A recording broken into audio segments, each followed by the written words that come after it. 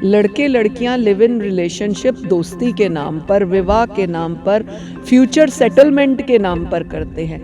लेकिन उनका क्या जो बच्चे पैदा हो रहे हैं, कहा गया है इस कानून में कि जो लिव इन रिलेशनशिप में बच्चा पैदा होगा उसको पूरा अधिकार दिया जाएगा। आज तक कितनों ने दिया? उन लोगों से पूछना चाहती हूँ, ऐसे कितने लोग हैं हमारे देश में, हरियाणा में नहीं देश में, जिन्होंने लिव इन रिलेशनशिप कर अपनी पत्नी और बच्चे छोड़े? और ऐसी कौन सी बेटी है वो आए मुझसे चर्चा करे ताकि मैं भी आगे बेटियों को समझा सकूं कि लिव इन में आप रही आपको कितना बेनिफिट मिला। बहुत सारे लोगों ने मुझे विरोध भी किया कि ये कानून से अपना आपको बड़ा समझती है। मैम अभी आप लिव इन रिलेशनशिप पे बात कर रहे हैं, बार बार करते हैं, हर यूनिवर्सिटी कॉलेज में जाते हैं, उसके बावजूद भी नहीं समझ में आ रही है। देखिए, कहते हैं आप अपना धर्म निभाते जाएं, अंजाम और उसका चिंता ना करें। कर्म किए जा फल की इच्छा मत कर है इंसान, जैसा कर्म करेगा वैसा फल देगा भगवान। तो ये मुझ पे भी लागू होता है, मैं बोलने वालों में से हूँ, उन पे भी लागू होता है जो सुनने वाले होते हैं। तो मेरा जो फ़र्ज़ है, परमात्मा ने अगर मुझे एक ऐसा दायित्व दिया है जिसमें बेटियों को जागरूक कर सकूं, उनकी नज़र से वो गलत पर्दा हटा पाऊं जिसमें आज वो परेशान हैं, फंस जाती हैं, फिर बाद में अपनी जीवन लीला तक समाप्त कर लेती हैं। आप ही मीडिया के लोग कई ऐसे केसेस बताते हो जिसमें जीवन का अंत हो जाता है।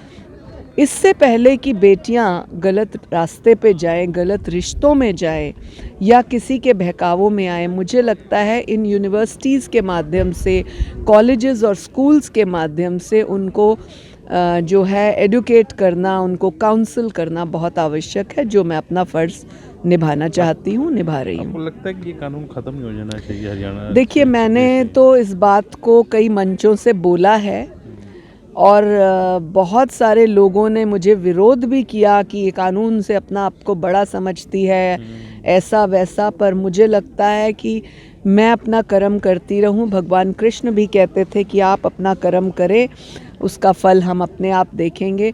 तो मुझे जो प्रैक्टिकली अपने 3 वर्ष के एज मेंबर, 3 वर्ष के एज चेयरपर्सन और अब मेरा जो नया टेन्योर जनवरी से शुरू हुआ, मैं अपने आने वाले भी 3 वर्षों में इसी मुद्दे पर लगी रहूँगी और प्रयास करूँगी कि इस तरह का कानून ख़त्म हो जाए। एटलीस्ट कानून ख़त्म हो, क्योंकि जिस कानून से नुकसान हो रहा हो, फ़ायदा न हो सकता है। जब कानून बना था किसी बेनिफिट को सोच के बना था, लेकिन आज ये दुर्भाग्यपूर्ण परिस्थिति में आ गया है।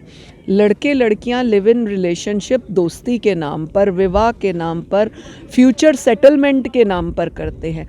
लेकिन उनका क्या जो बच्चे पैदा हो रहे हैं, कहा गया है इस कानून में कि जो लिव इन रिलेशनशिप में बच्चा पैदा होगा उसको पूरा अधिकार दिया जाएगा। आज तक कितनों ने दिया? मुझे वो सारे आदमी लोग सामने आ जाएं, वो सारे मर्द लोग जो अपनी पत्नी को छोड़ के लिव इन में आए हैं, ऐसा एक भी नहीं किया। मैं उन लोगों से पूछना चाहती हूँ, ऐसे कितने लोग हैं हमारे देश में, हरियाणा में नहीं देश में, जिन्होंने लिव इन रिलेशनशिप कर अपनी पत्नी और बच्चे छोड़े? शायद लाखों में एक आध होगा, क्योंकि पत्नी और बच्चे कोई नहीं छोड़ता है। उनको पत्नी चाहिए काम वाली के रूप में, घर संभालने वाली के रूप में, उसे बच्चे पैदा करने वाली एक लेडी चाहिए, खानदान में नाम रखने वाला एक रिश्ता चाहिए। परंतु दूसरे स्थानों पर दूसरी बेटियों का जो है रिश्ता खराब करने का। और ऐसी कौन सी बेटी है वो आए मुझसे चर्चा करे ताकि मैं भी आगे बेटियों को समझा सकूं कि लिव इन में आप रही आपको कितना बेनिफिट मिला। ठीक है, आधुनिक दौड़ में हम भाग रहे हैं, लेकिन आधुनिकता की दौड़ में फिर आप विदेशों की दौड़ करते हो। जहां हम संस्कारों की बात करते हैं वहां आप विदेशी दौड़ करते हो। आज विदेशी लोग हमारे संस्कार अडॉप्ट कर रहे हैं। उन्होंने देख लिया कि भारत के संस्कारों में कितना फ़ायदा है, कितनी गहराई है, तो आप उनके पीछे भाग रहे हो। आप जाइए, मित्रता करिए, लेकिन अपनी लिमिटेशंस को याद करिए, या फिर थाने और चौकी में 376 के लिए मत आइए।